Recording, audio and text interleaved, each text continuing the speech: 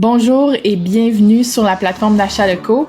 Je suis contente d'être parmi vous. Je m'appelle Christine, membre de l'équipe d'achat locaux et aujourd'hui, je vais vous montrer comment créer des produits avec variation. Donc, qu'est-ce que je veux dire par là? C'est créer des produits qui ont différents aspects là, entre elles. Donc ici, j'ai un bikini blanc et j'ai un bikini rouge. Donc tout d'abord, pour créer des variations entre les deux produits, je dois d'abord sélectionner produit variable. Donc dans le cas du bikini blanc, je veux le mettre à 30$ et le bikini rouge, je veux le mettre à 40$. Donc en sélectionnant produit variable, je vais descendre ici et il y a cette petite section ici, variation, qui est apparue en créant des produits variables. Donc d'abord, je clique sur attribut. Donc je dois créer ma première attribut, c'est-à-dire la couleur qui est différente. Donc il faut ici mettre une petite barre entre mes deux valeurs. Donc ma première valeur est la couleur est le blanc. Et ma deuxième valeur est le rouge. Pour créer la petite ligne là, entre les deux, on pèse Option et la touche moins sur mon clavier à moi en particulier. La touche moins est juste à côté de la petite touche plus, là, à côté du Delete. Donc la petite touche moins avec Option, on a notre petite barre. Puis dans le cas de mon produit, je vais rajouter un attribut de plus. La valeur du produit. Ce n'est pas nécessaire dans le cas de mon produit, seulement la variation entre blanc et rouge et un prix différent va me permettre de créer la sélection entre les deux, mais je veux vous montrer un petit peu plus approfondi comment on peut créer des différents attributs là, entre deux produits. Donc ici, je vais écrire 30$. Et l'autre, je vais écrire 40$. Et je dois sauvegarder, bien sûr, mes différents attributs. Donc, on soumet. Des fois, vous allez voir, la sauvegarde se fait pas à 100%. Il y a juste un attribut qui va être sauvegardé. Donc, des fois, il faut recréer là, notre deuxième attribut. Des fois, ça marche, des fois, non. Donc, restez à l'affût de ça. Et on va aller voir nos attributs. Oh, les deux ont été sauvegardés. J'ai été chanceuse cette fois-ci, mais c'est juste de la rajouter et de resoumettre, exemple, la sélection de couleurs. Donc, je m'en vais dans Variation et ici, je vois mes deux différentes variations d'attributs. Donc, on a la valeur. Donc là, je dois créer une valeur par défaut. Donc, si je regarde mon image en haut, c'est le maillot blanc. Donc, ma valeur par défaut, je vais la mettre à 30$ avec mon maillot blanc. Et ensuite de ça, ici, je vais créer mes différentes variations selon mon produit. Donc, le maillot blanc est à 30$ et le maillot rouge est à 40$.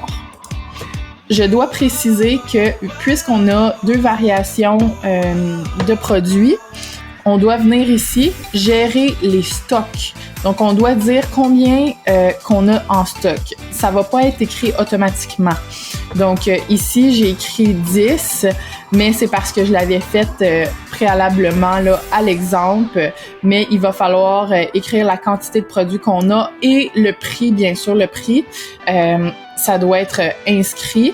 Malgré le fait que j'ai créé une variation de 30$, c'était simplement pour mon exemple, mais on doit marquer le prix juste ici. Ensuite de ça, si on s'en va dans mon maillot rouge à 40$, il est à 40$. On peut mettre la petite photo qui concorde avec mon maillot rouge à 40$. Mon stock est de 10.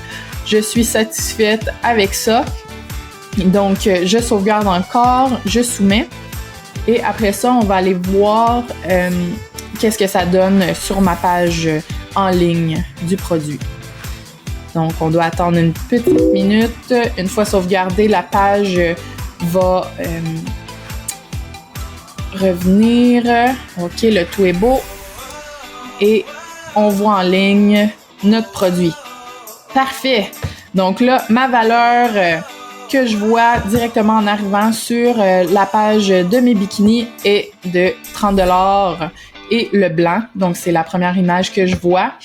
Mais si je voudrais sélectionner mon maillot rouge, je dois aller à maillot rouge ici et sélectionner le 40$. Donc, comme vous pouvez voir, j'aurais pu, avec mon exemple, seulement créer ma couleur blanche et rouge et lui donner une valeur, mais c'était simplement pour vous montrer cet exemple-là. On a une entreprise qui, elle, s'est inscrite. Puis, elle, les variations qu'elle avait, c'était la valeur selon est-ce qu'on prend des produits de beauté de bain ou des produits de beauté tout simplement. Puis, qu'est-ce qui était intéressant, c'est que toutes ces images concordaient avec le prix selon si on prend des produits de bain ou de beauté. Donc, exemple, elle avait un produit à 80$ bain, 80$ beauté, 100$ bain, 100$ beauté. Donc là, le consommateur va arriver et va sélectionner s'il veut le produit de bain ou de beauté et quel prix qu'il veut. Il veut-tu les produits à 80$, à 100$? Bien sûr, les produits à 100$, il y a beaucoup plus de produits à l'intérieur. Donc, on peut créer des variations comme ça et son entreprise à elle, en fait, c'est l'entreprise Shop Moi Ça là, que je parle. On peut sélectionner là, différentes variations et le consommateur a une plus grande facilité à retrouver le produit là, qu'il veut acheter. Donc, sur ce, j'espère que vous avez bien appris à travers ma capsule.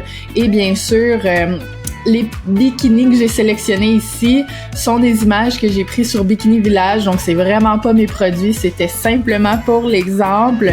Donc, je ne me dis pas propriétaire de ces bikinis-là. Mais sur ce, je vous souhaite une bonne journée et j'espère qu'on se revoit bientôt.